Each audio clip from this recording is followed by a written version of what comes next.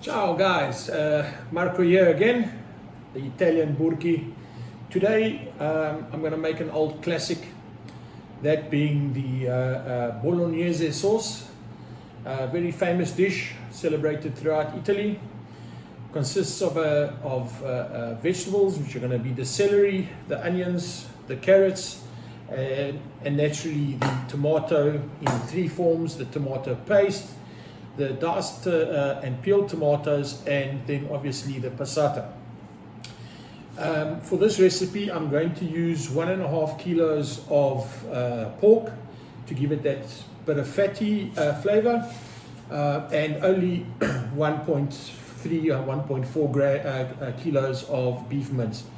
The reason why I'm using more pork for this is because the Thai mince that we have is very lean, so I need a bit of that fatty flavor that goes in. There are some other little spices that I'll be adding, and then I'll show you those shortly, but stick around, you might enjoy this one. Alright, so what I have laid out in front of us are all the ingredients for our Bolognese sauce today.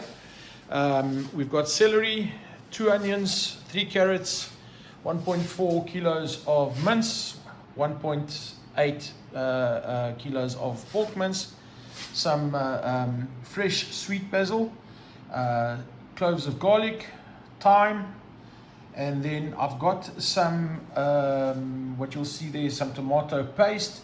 There are my peeled tomatoes that I'm going to be putting in, my passata, olive oil, and then obviously my secret ingredient, my red wine. Here we go. Olive oil, thyme, garlic, and obviously the leaves, the bay leaves are ready to go. And you will see on my left hand over here my favorite utensils, my pepper and salt grinder. Yep, can't wait to use them a bit later on. So I'll be putting some pepper and salt in now. And yes, let that heat up, get the aromas going before adding my vegetables. See you now. So this is what it looks like. The aromatic herbs have started fusing with the olive oil, and it's time to go with our vegetables. To start making our base of our ragu. Ragu, directly translated, is basically the sauce of the pasta that we are making. In this case, the Bolognese. We have put it in, and now we start letting them simmer and melt into the olive oil with the aromatic herbs. And here we go.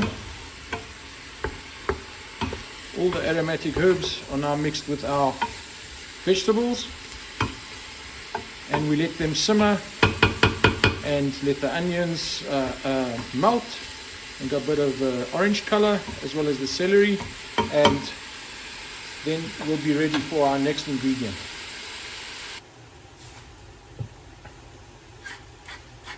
Just adding some salt, and now the pepper, just to give it that bit of a little bit of a kick, and then coming up, my secret ingredient. Yeah, so you thought that my secret ingredient was something funny. Well, it isn't. My secret ingredient is having an espresso while I'm cooking.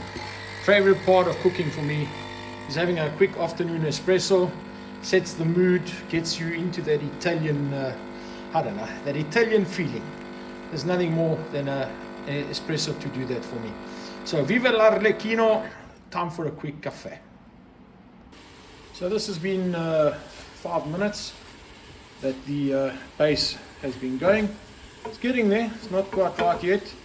In a 5 minutes time, I will add the next ingredient.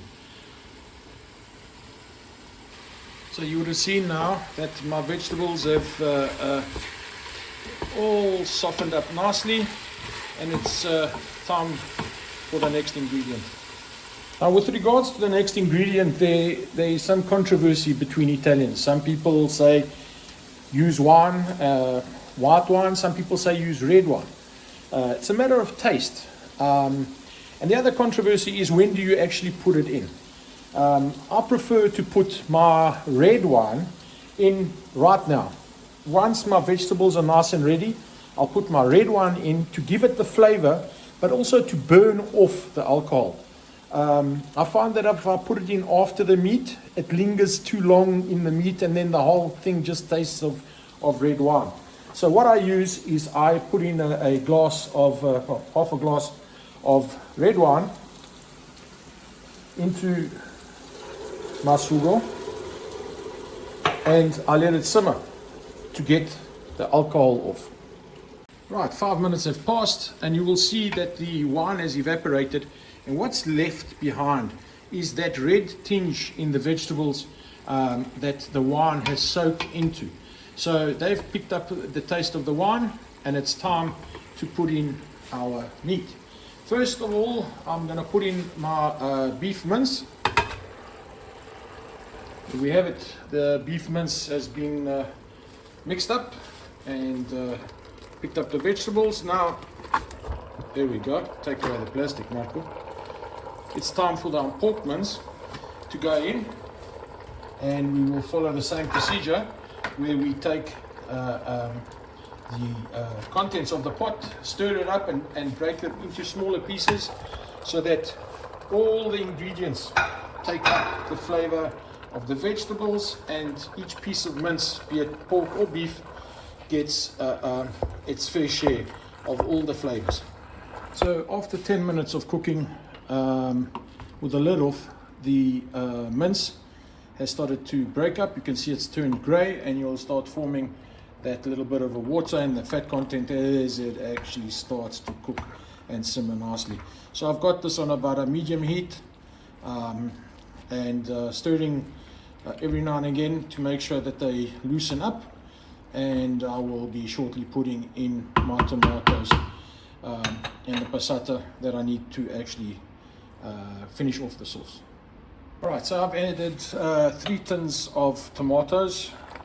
I decided to use both hands to do that, and now I'm going to mix this in, and I'm going to add the passata and then the tomato puree.